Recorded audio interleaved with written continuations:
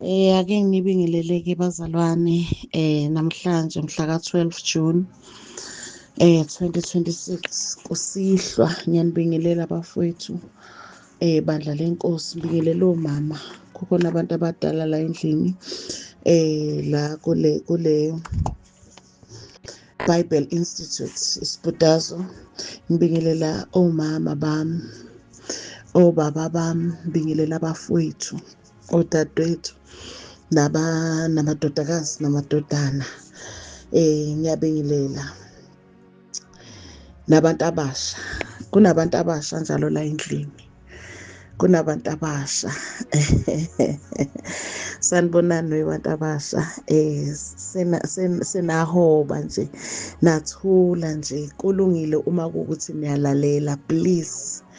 You are not sidelined and you are not forgotten. Nosixolela mhlambe uma kwashintsha ukukhonza kwethu kwathatha omunye ulayini ngenxa yokwanda kwethu. Akwangabe kusafana njengoba sasikhonzana before. Ngafica indaba ebengingayilungisanga ukuxolisa kini. Besiba namathuba bazalwane okukhonza abasha bethu, amantombazane ethu nabafana bethu, sibakhonze ngokuqondile ngokwempilo yabo, njengabantu abazelwe uNkulunkulu kulesi sikhathi, in our generation. Amen bazalwane. Ngiyabingelela-ke nonke, ngibingelela egameni likaJesu, iy'khonzi zendlu kaNkulunkulu, abesilisa nabesifazane. Ngiyanibingelela iy'dalwa ezintsha zonke, abantu abasemzini omusha, the new city, the new Jerusalem. Umuzi awubonayo uJohane wathi ngabona izulu elisha nomhlaba omusha wehla uvela ezulwini. Nkosi yami, ngiyanibingelela bafowethu. Ukulunga kaNkulunkulu ngiyambingelela, zingane kaNkulunkulu, the sinless people, abantu abangenasono, total forgiven according to God's grace. Bazalwane, siyakhumbuzana nje ukuthi we are the sinless people, we are the total forgiven people according to God's grace. Bazalwane, bafowethu, ngiyanibingelela egameni likaJesu, ndlu kaNkulunkulu, mzimba kaKristu, kingdom citizens. Bafowethu, you are kingdom citizens. Be reminded that you are kingdom citizens. Nizakhamuzi zombuso kaNkulunkulu. Bazalwane, people of eternity, abantu bokuphila okuphakade. Bazalwane, kulungile bafowethu, ngiyanibingelela nje, nginibingelela sakunikhumbuza ukuthi ningobani. Amen bazalwane. Umesi Nonhlanhla Nomkhosi lo, uMamncube wakaXaba, ngisolundi eKZN. Ngiwumntwana kaNkulunkulu nami, ngizelwe kanye nani, ngizalwa uNkulunkulu. Amen bazalwane, engizalela emndenini wakhe, engizalela ebandleni lakhe, engizalela ukuba ngibe ngowendlu yakhe nami. Amen bathandekayo. Hayi kulungile bafethu. Hayi. Uyazi okunye bazalwane okwenza ukuthi ngazo kubukhuni ukuthi nginikhonze, kubukhuni ukuthi ngiqhubeke nokunikhonza, ukuthi umuntu ukwi-learning process. Siyafunda, we are in a learning process. So ngalesi sikhathi sifunda kuvele kuphithane la ekhanda, kube kuningi, ungazi ukuthi muyixoxa uqalaphi, uma kuthiwa uyaministara uqalaphi. Bazalwane, ngikuleyo nkinga nje ukuthi-ke, out of all that I've heard, iy'khonzi zisikhonza, abantwana benkosi besikhonza, okay, ngiyezwa-ke, nakho-ke sekufanele ngikhonze abanye nami. Umuntu kule period of wow, Wow, bazalwane, wow, siyamangazwa usuku nosuku uzindla wedwa, uthula uzindla wedwa, uzindla le ndaba, uzindla indaba kaNkulunkulu, indaba yethu. Oh, hey bafethu, ulokhu babazile wedwa, aqhamuka omunye umntwana kaNkulunkulu naye babaza, ekhuluma uphinde, hayi bazalwane, sivuka wow, every day, I'm telling you. Hey bafethu, ake simbonge uNkulunkulu ngendaba yambulayo kithi ukuthi singobani. Oh, sembulelwa isambulo. Sembulelwa isambulo. What God is revealing to us now, what is being revealed to us now, bazalwane, is not something newly revealed. It's not a new revelation, but it's a revelation that has been revealed, had been revealed to the apostles. Bazalwane, abapostoli yonke into abakhonza ngayo ibandla ngesikhathi sabo was the revelation to them. Bekhonza ibandla in their generation, in their time of transition. Bekhonza ibandla besizwa ilokhu uJesu akusho kubo ukuthi umoya oyingcwele uma esefikile yena, niyakhumbula bazalwane, uma esefikile yena uyokubafundisa, uyokubakhumbuza, uyokubaholela kulo lonke iqiniso. Niyakhumbula bazalwane, laphaya kuJohane ukuthi umoya oyingcwele athi ena kuhle ngemuka uJesu mekhuluma ngomoya oyingcwele ukuze uNkulunkulu ezonithumelela omunye umduduzi, the comforter, ozothi mase efikile yena anifundise, niyawazi umsebenzi kamoya oyingcwele, aniduduze, anikhumbuze, aniholele kulo lonke iqiniso. There are things uJesu ayebafundisa bona ehlala nabo phansi abafundi bakhe, more especially the apostles, ehlala nabo phansi ebafundisa bona izinto kuyofanele uma esengasekho phakathi kwabo, esesebenza kanye nabo but engasekho phakathi kwabo ngokomzimba, njengoba ake aba phakathi kwabo ngokomzimba. Uma engasekho-ke phakathi kwabo ngokomzimba, kunezinto azishiya ethembe ukuthi he deposited those things in them. Uthembe bona has entrusted them ngalezi zinto ukuthi bokwakha ngazo indlu kaNkulunkulu, bokhonza ngazo ibandla. Amen bazalwane. Yingakho izwi lenkosi lithi ibandla yake, angisho njalo, ibandla lakhiwe phezu kwesisekelo sabaprofethi nabapostoli nakuKristu Jesu eyinhloko yegumbi. Niyayikhumbula leyo ndaba bazalwane? Abapostoli, they are the foundation of this house that we are in. Oh bazalwane, we are in a house, we are the house. Bazalwane, abapostoli, they are the foundation layers. God, Jesus himself, our Lord, used them as the foundation layers of the whole structure. Bazalwane, indlu yakhe, indlu yakhe. Oh bafowethu,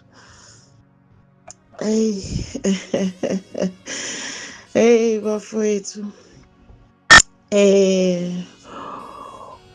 kuthiwa ake siye laphayana kuma-Hebrews, the book of Hebrews, chapter 3, 5, 6.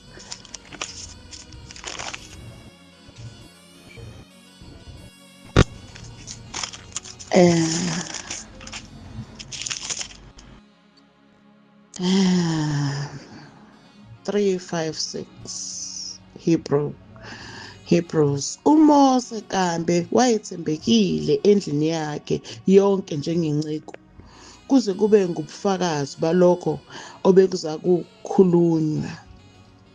Kepha uKristu, verse 6, uthembekile njengendodana phezu kwendlu yakhe, esiyindlu yakhe thina, uma sibambisisa isibindi nentokozo yethemba liqine kuze kube sekupheleni. Okay, ningakhohlwa-ke bazalwane njalo ukuthi nisifunda singakhohlwa ukuthi sifunda inkulumo yabazalwane babekhonzana kwi-transition period. Ningakhohlwa lokho. Ithi sisiza le nkulumo iselekelela in our period, in our days of eternity. Lapho esisikhona uNkulunkulu asibeke khona, singakhohlwa kodwa ukuthi sifunda ukukhuluma kwabazalwane ababekhuluma besakhomba. Ngikhunjuzwa ukuthini? Uthi uma sibambisisa isibindi nentokozo yethemba liqine kuze kube sekupheleni. Thina-ke angithi-ke akusekho kuze kube sekupheleni kithi. Thina we are living in the unlimited period of time. Thina we are living kwi-eternity. Thina we are living lapha babekubiza ngokuthi khona balangazelela ukufika khona. Okay-ke, kodwa bengize kule ndaba ethi uKristu ethembekile njengendodana phezu kwendlu yakhe, bese kuthiwa esiyindlu yakhe thina, babezisho bona-ke. Kodwa bazalwane akuphenduki lokho, akujiki ukuthi ngoba sekuyithi asiyona, siyindlu yakhe nakhe.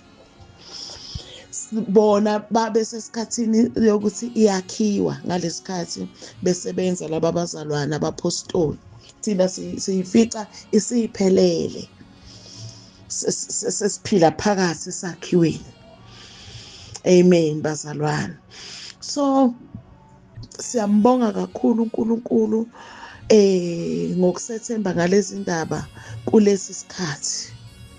Siyambonga kakhulu uNkulunkulu ngokusethemba ngalezi ndaba kulesi sikhathi sethu. Kusishayisa uvalo, kuyasithuthumelisa. Khona enye into ebuye ikubuza ukuthi ububani. Sinabantu esibathembile, sinabantu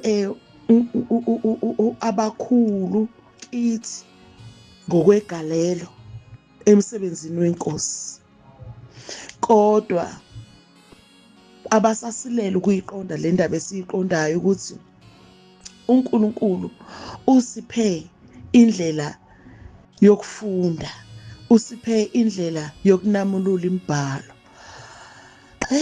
Bazalwane, bazalwane, kunolimi oluthi sikhuluma njengokusho kwemibhalo. Lolo limi lolo lusetshenziswa yibo bonke abantu, lusetshenziswa yibo bonke abantu. Bathi nabami njengokusho kwemibhalo, bakhuluma njengokusho kwemibhalo. Nathi sisho njalo, sikhuluma njengokusho kwemibhalo. Sithi singakhulumi njengabo bethi bakhuluma njengokusho kwemibhalo, kodwa sibe sisho njengabo, sithi simi njengokusho kwemibhalo. Kanti pho sishiyanaphi? Sisaphethe iBhayibheli elilodwa nje, sishiyanaphi? uNkulunkulu usiphe ukusambulela ukuthi singobani thina now, babe ngobani ababe uNkulunkulu ebasebenzisa ukukhuluma, ukuloba. Babe ngobani okwakukhulunywa nabo. Asikwazi ukufana bazalwane ngenxa yezikhathi. uNkulunkulu usifundise to consider time, to consider the period of time. Ibalekile leyo nto, iyakwazi ukuyishintsha yonke into ebhaliwe. Singathi sifunda into eyodwa, sifunda umbhalo owodwa, kodwa sishiyane kwi-interpretation. Senziwa yini? Oyedwa consider time. Bazalwane, oyedwa considered the audience ukuthi kwakhulunywa nobani. There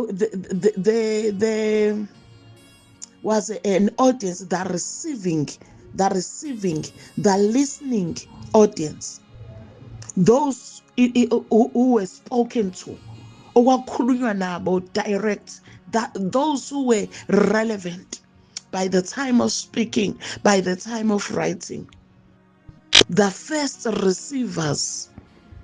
Bazalwane, we are not those. We are not. Yabon? To know that, to consider that, bazalwane, to know that, to consider that, njengomntwana kaNkulunkulu, njengamanje, kuyakwehlukanisa kubo bonke abantwana benkosi. Singakhohlwa ukuthi bangabantwana benkosi, although besasilele kulezi zinto uNkulunkulu asesize ngazo, ngoba siphuma phakathi kwabo. Akukudala kade sinabo nje. Abanye abakakholwa into abayizwayo ukuthi sesiphumile phakathi kwabo. Noma singakaphumi ukuthi sesiphumile, abanye bethu ake ngisho njalo, abakaphumi, abakafica ukuphuma impela bonqo nangokwemizimba yabo. Sisaya ekuhlanganyeleni ngama-Sundays siyokhonza nabo, kodwa sesiphumile phakathi kwabo ngokokuqonda. Bazalwane, ulimi lwethu mebenambitha ukukhuluma kwethu sebeyeza ukuthi i-taste ayisafani. Bazalwane, akaselekelele uNkulunkulu, sibe ngamanono kulo msebenzi, sibe nesihawu, sazi ukuthi kungekudala nje kade siyibo laba bazalwane, abafowethu. Le ndaba uNkulunkulu asikhanyisela yona bazalwane. Abanye bethu izobehlukanisa nezingane zakwabo abazalwana nazo ezisindisiwe engakayizwa le ndaba. Akusemnandi phakathi kwabo. Bazalwa umama oyedwa, basindiswe bonke, bekade kumnandi bonke bexoxa indaba eyodwa.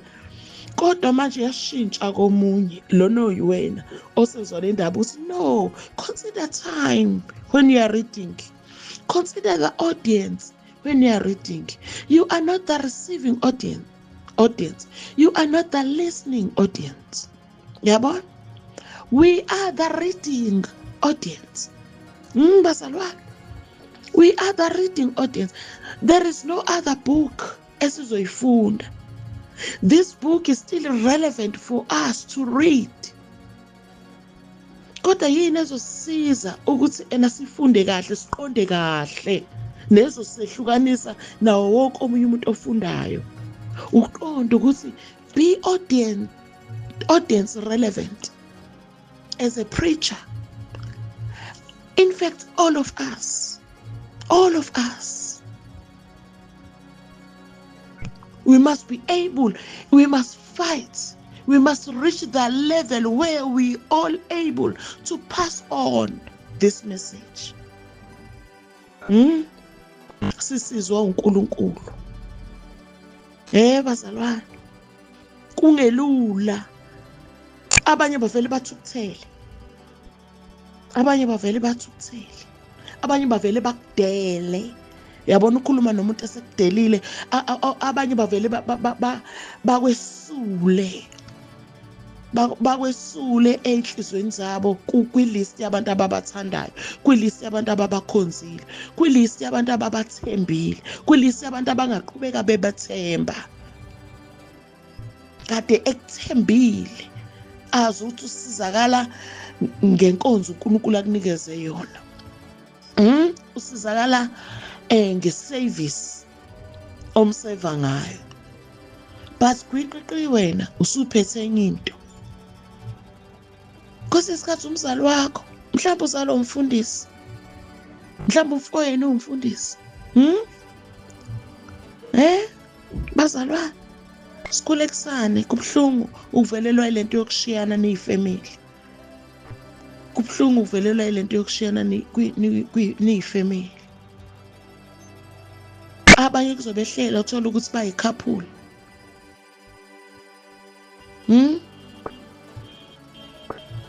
Sebephila impilo yokubekezelelana. Failing which kuzolimala into eyiningi. Bazalwane. Amen. So yini into esimi ngayo thina, esehluke ngayo thina? Knowledge is our power. Knowledge of the truth, not just knowledge. Because even abantwana benkosi esiyithola siphambana nabo, they know what they know. They know what they know. But umehluko is the knowledge of the truth, is the relevant knowledge.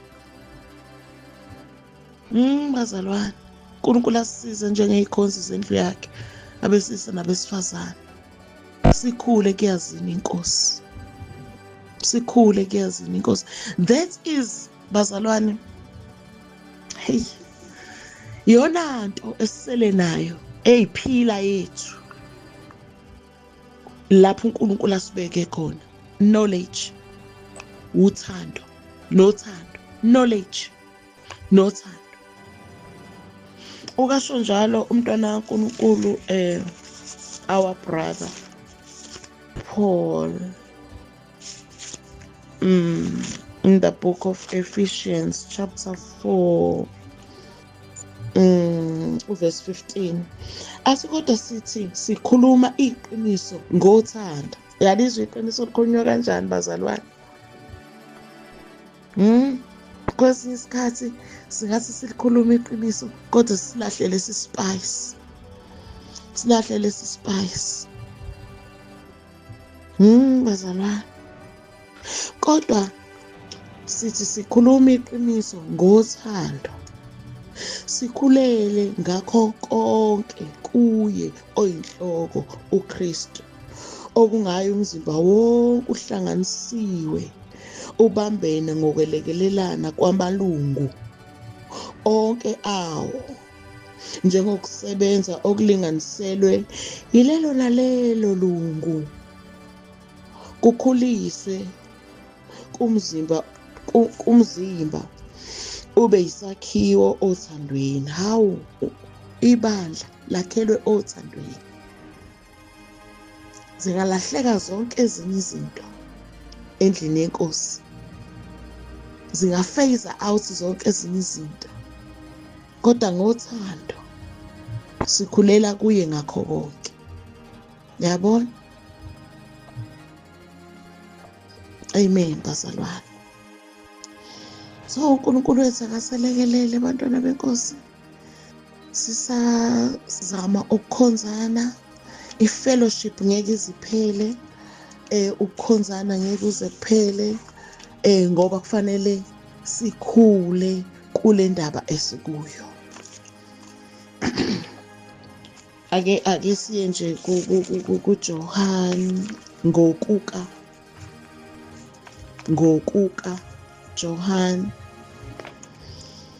Nginikhonza ngehumusho elilodwa bazalwane. Ngiyaxolisa bakithi. Nginikhonza ngehumusho elilodwa kanti ikhona ilokhuzana. I-revised King James la. I-New King James.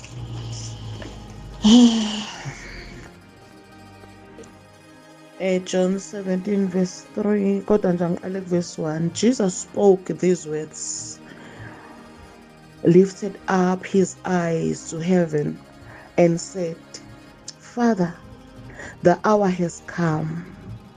Glorify your Son, that your Son also may glorify you. Verse 2. As you have given him authority over all flesh, that he should give eternal life to as many as you have given him. Verse 3. And this is eternal life. And this is eternal life, that they may know you, the only true God, and Jesus Christ whom you have sent. This is eternal life. Angithina njengamanje bazalwane sikukho ukuphila okuphakathi. Uchaza khona-ke la uJesu uthi uverse 3, njengalokhu uverse 3, ukuphila okuphakade yilokhu, ukuba bazi wena Nkulunkulu wedwa oqinisileyo nomthumileyo uJesu Kristu. Amen bazalwane. Bazalwane, naso isikwenetu sethu. Ukuyazi into esikuyo.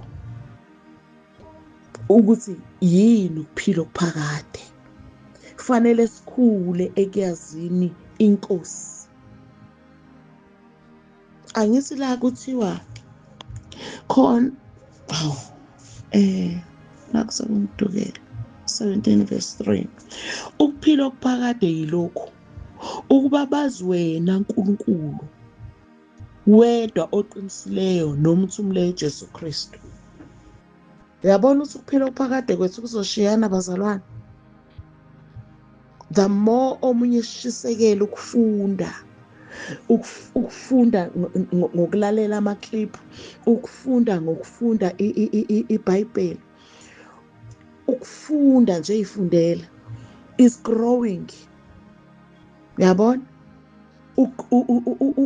Ingakho uPaul efundisile kakhulu ngokuthi nikhule kuyazini inkosi. Ufundisile uPaul ngalokho. Kusho ukuthi methi nikhule kuyazini inkosi, uthi nikhule ekuphileni okuphakade. Ngoba uJohn lo kade simfunda uchapter 17:3 uthi ukuphila okuphakade kuyilokhu. Uyezwa i-definition. Ukuphila okuphakade kuyilokhu, ukwazi wena Nkulunkulu oqinisileyo. Nakuzwa ukuphila okuphakade bazalwane. Ukuphila okuphakade yilokhu is the knowledge. Is the knowledge. Ukwazi wena Nkulunkulu, fanele simqonde uNkulunkulu nokuyazi indodana yakhe ayithumileyo. The more uJesu ephenywa ebecleara, omunye umzalwane uthi the closer I get is the more I see the glory of the soon coming King. Uyezwa ukuthi kucula bani, kucula umuntu osabuka le ndaba ngama-eyes of the future. Uyabona? Kodwa nje ngiyayithanda le ndaba akhuluma ngayo athi the closer I get. Yes, we are there. Bazalwane, yes, we are there, but there is growth unfinite, engapheliyo. Siyoze silale basale beqhubeka abanye abantwana baNkulunkulu beyayikhanyisa le ndaba eyekhanya uNkulunkulu, eyekhanya uNkulunkulu, enye iyikhanya indodana kaNkulunkulu. Ingani la kade sifunda khona kwabaseFesu uchapter 4 kuze kuthiwe ukukhula kwabazalwane kufanele bekhule baze babe sesilinganisweni sikaKristu. Uyabona ukuthi sikweleta kangakanani bazalwane? Verse 13, size sifinyelele sonke ebunyeni bokukholwa nasekwazini indodana kaNkulunkulu. Niyamuzwa verse 13 chapter 4 Ephesians. Verse 13, size sifinyelele sonke ebunyeni bokukholwa nasekwazini indodana kaNkulunkulu. Ekwazini kuyafinyelelwa. It's a journey bazalwane. Sifinyelele ebunyeni bokukholwa nasekwazini indodana kaNkulunkulu, ebudodeni obupheleleyo, esilinganisweni sobukhulu sokugcwala kukaKristu. Othi ngifunde ngenye version. Verse 13. Bazalwane.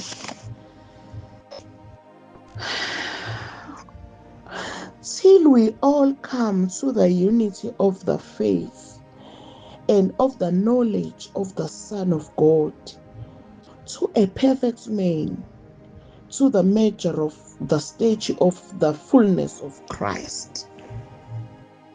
Ngiyabona bazalwane. So ngoba silalele nje umntwana kaNkulunkulu esikhonza ubabugazo, sibuye sifake nabanye, siveze nabanye, baningi abantwana benkosi abasikhulisayo kule ndaba. Khona abafowethu obhuti Sikhumbuzo Ntuli, khona abafowethu obhuti Roni Vilakazi, baningi. Yabona abathi bekhuluma uvela umangalo uthi laba sebehambe kangaka, laba sebehambe kangaka. Bazalwane, hey.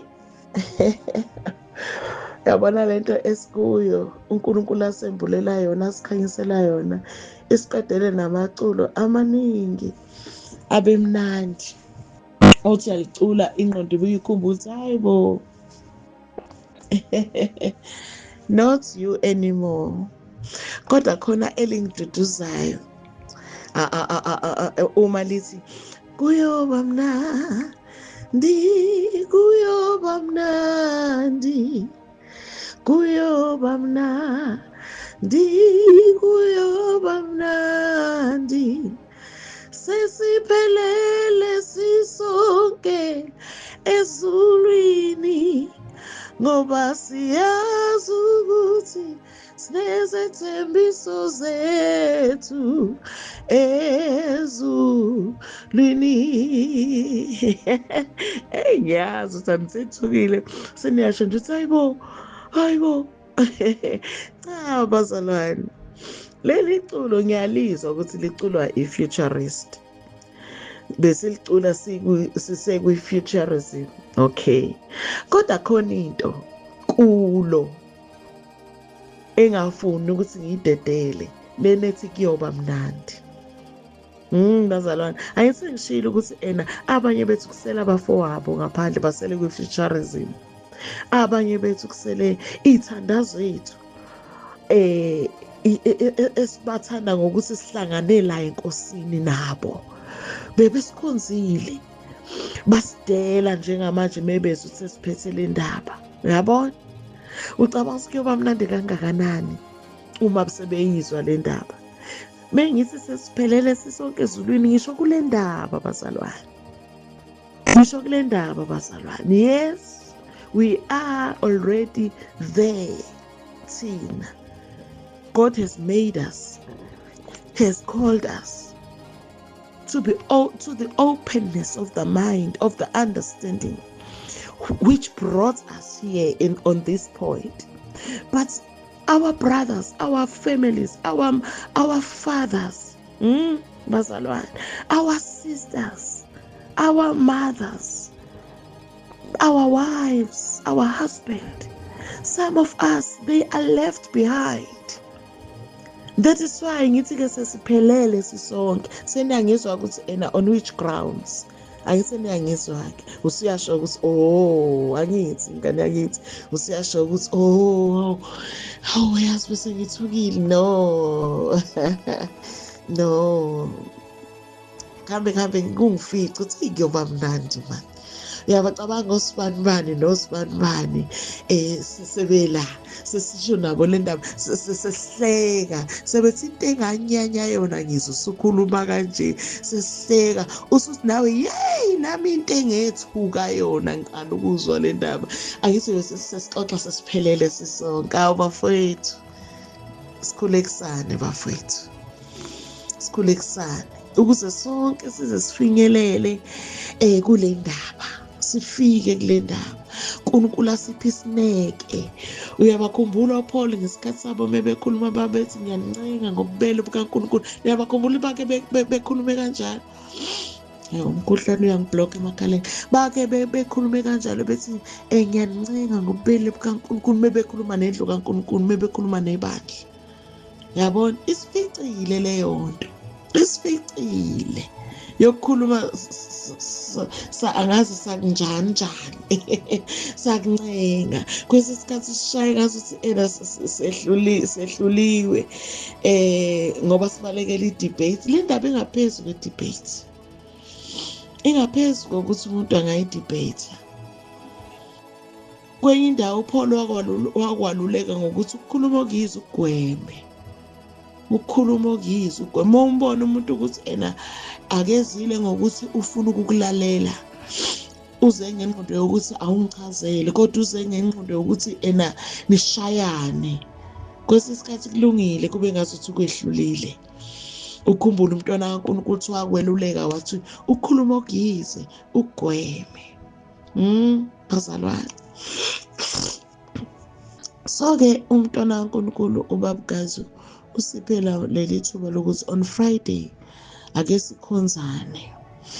Kwenye indawo cishe encwadini yeZaga kuthiwa iron sharpens iron. Sikhonzane ngalesikhathi omunye ekhonza omunye uyahlomeleleka, futhi kanti nangalesi sikhathi sikhonza we are being sharpened. Ngalesikhathi singasakhonzi igeja, uyalazi igeja elisha, uyalazi igeja elisha, kunamathuluzi athi mesemasha ebekade engakasebenzi usawalande lapha ehardware, kucaca nje ukuthi noma esebenza kodwa masha. Yabo, the more elinye ithuluzi melisebenza it's being sharpened. Ngalesikhathi lisebenza is being sharpened.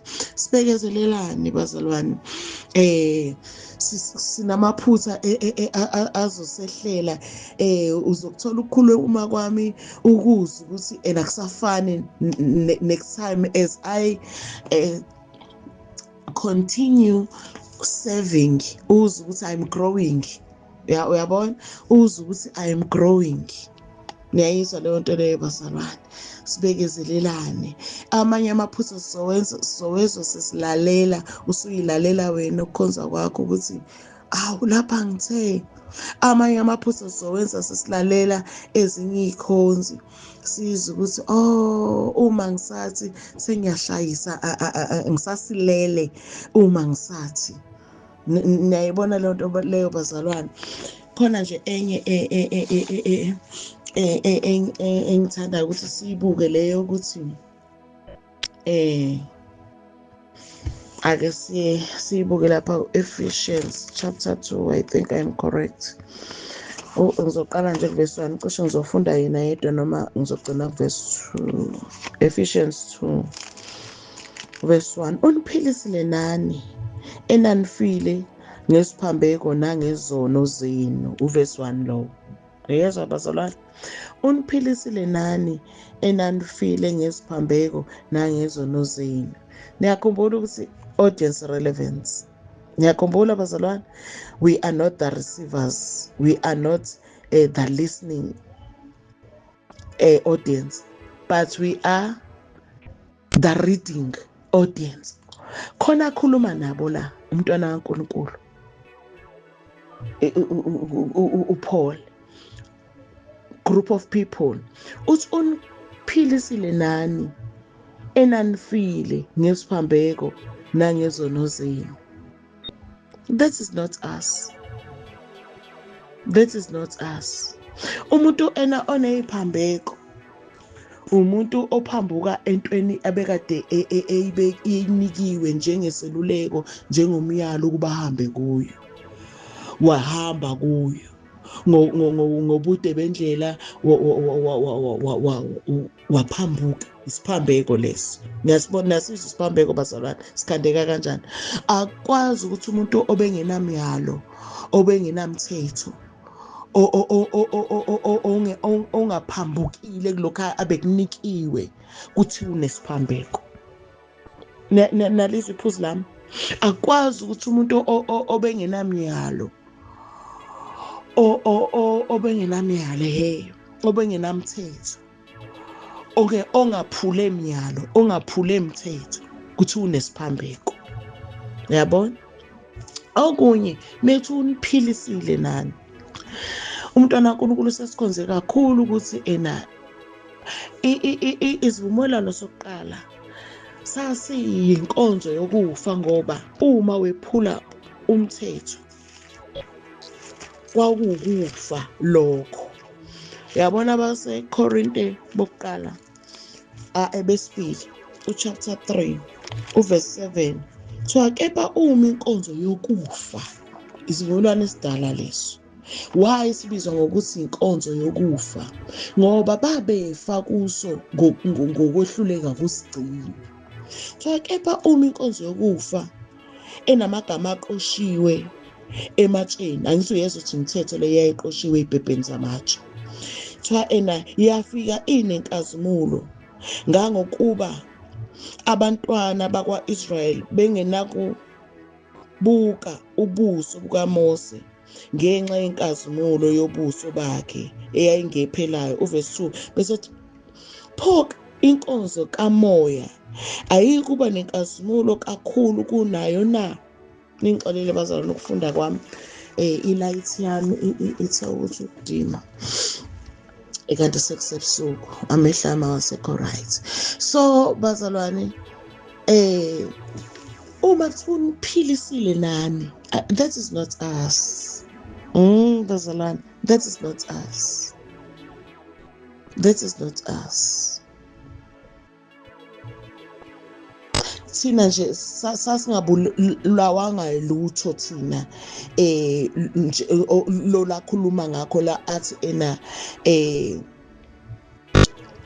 nani enanifile, uniphilisile nani enanifile ngesiphambeko nangezono. Okwesibili asize kuleli phuzu lezono. Bathina abapostoli mebedefine izono. uPaul umfethu uJohn the apostle uthi isono sini singukweqa umthetho. Ake sibuke 1 John 3:4. 1 John 3:4. 1 John chapter 3 verse 4. Whoever commits sin also commits lawlessness, and sin is lawlessness. Again, pinned King James. Whoever commits sin also commits lawlessness, and sin is lawlessness. Bazalwane, elesizulu lithi bonke abenza isono bayeqa nomthetho ngokuba isono singukweqa umthetho. Yabona, ayithi laphana ke ku-Ephesians esifunda khona kuthiwa ena uniphilisile nani enanifile ngezono nangephambeko. Ngisazi noma uqala ngephambeko nangezono. So uniphilisile nani enanifile ngeziphambeko nangezono. So izono zabo zaziweqa umthetho. Niyabona bazalwane, sono sabo saziweqa umthetho. So la kuKristu univusile, mekuthiwa uniphilisile kwenye indawo kuthiwa univusile. Uyabona? Niyayizwa leyo nto leyo bazalwane, audience relevance. Yabona? Yona le chapter mesiqhubeka isikhuluma nathi abezizwe. Noma vele ngiqale verse 11 kuyo le chapter.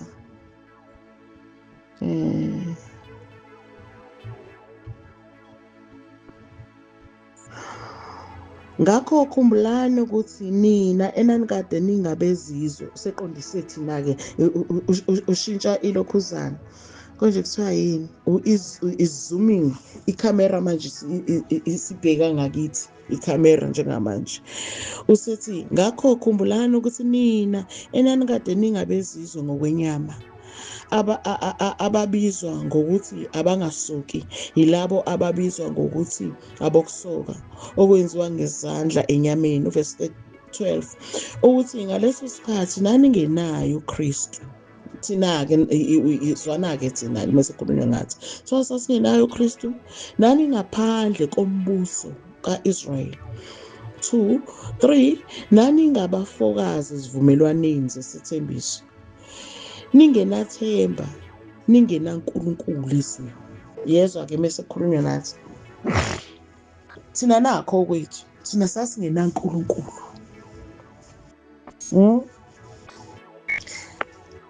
Thina sasifana abantu abangenamthetho kahle kahle abanasono. Abantu abangenamthetho kahle kahle abanasono ngoba isono siwukweqa umthetho. Yabo? Thina inkinga yethu esasinayo eyenza ukuthi uNkulunkulu asihawukele nathi ngoKristu. Ukuphila okuphakade kuKristu. Kwenye indawo kuthiwa ukuphila kusendodaneni. Yabo? KuKristu. Futhi sasingenaNkulunkulu. Bekufanele nathi sizalelwe kulomndeni. Bekufanele nathi uNkulunkulu azalele ekuphileni. Ngoba lapho besikhona besisebumnyameni. Yabo? Besisebumnyameni. Ukukhanya uKristu ukukhanya. Kwenye indawo kuthiwa ukukhanya okuyisiminya. Yabo? So mesiza kuKristu siphume ebumnyameni singene ekukhanyeni kwakhe okumangalisayo. Yabona? Sithola ukuba ne-relationship noNkulunkulu. Sizokhanda ubudlelwane noNkulunkulu. Sizoba ngabendlu kaNkulunkulu. Sizoba ngamalungu omzimba kaKristu. Yabona? Thina sijoyina la sekuthiwa akasekho khona umGreek, akasekho umJuda. Thina siqhamuka lapho-ke. Thina. Ngalesikhathi kusakhulunywa ngendaba yezono nani asazi izono thina ngalesikhathi singenaNkulunkulu singabezizwe. Yingakho nokubuya kaJesu kwakungamthinti umuntu wezizwe. Ngoba nokuzalwa kwakhe ezalwa lapha eBethlehem, ezalwa laphana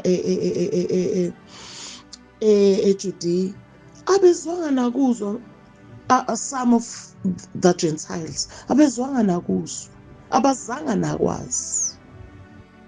Yingakho bekungaba unfair vela bezizwe ukuthi mesekiwa ekwahlulelweni, mesekiwa kwi-judgment, mesekiwa ekulahlweni kwabalahlwayo bese beyangena lapho. That will be very unfair for them.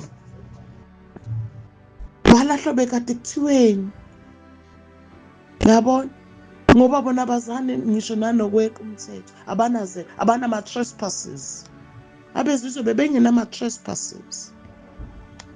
Because there was no law of God. Angithi ngisakhumbula abazalwane uthi amaRoma uchapter 3 sengiyaqeda abazalwane ngizokugada nje ukuthi ngeqi away. Angithi niyakhumbula amaRoma uchapter 3 ukuthi athini? Nkosi yami.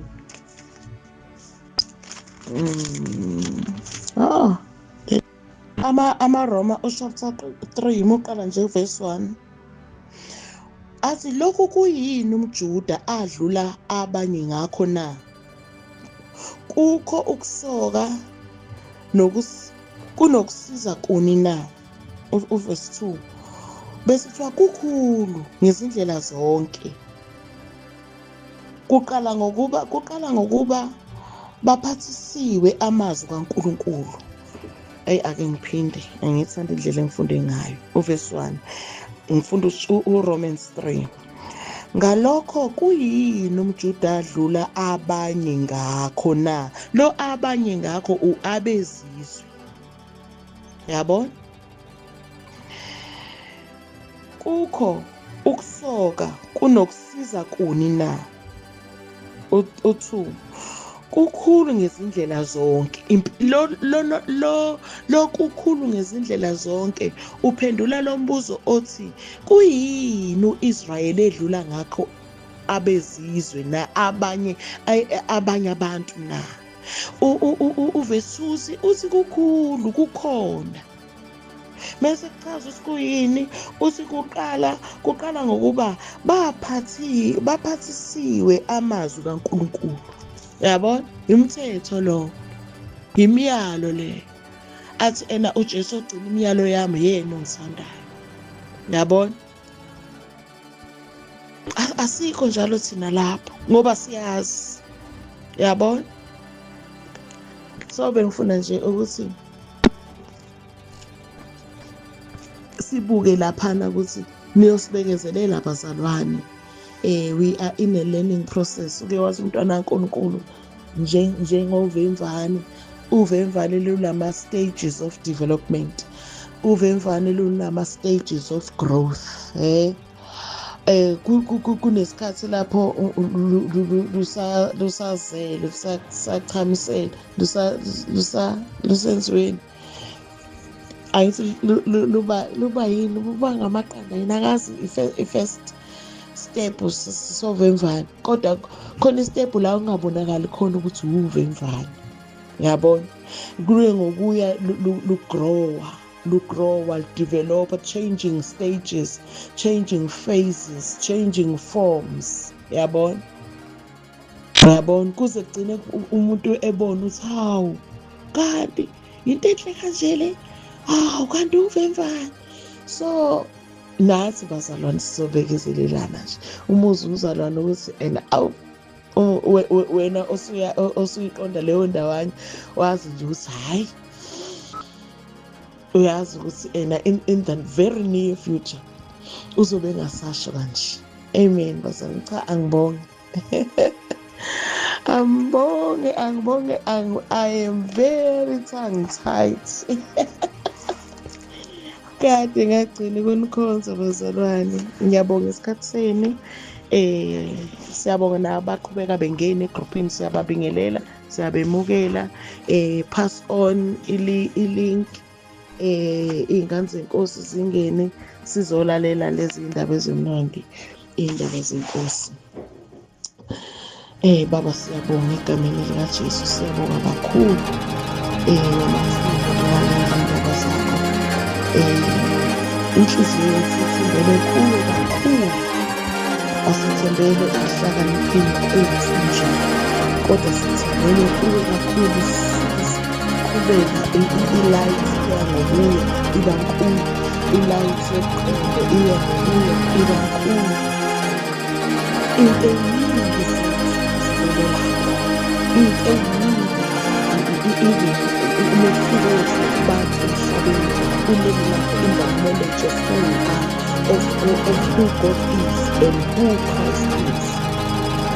Siyabonga uNkulunkulu wethu, siyabona ukuthi you are doing it, you are making us. Father, we give you the praise and honor and adoration in Jesus' name. Amen.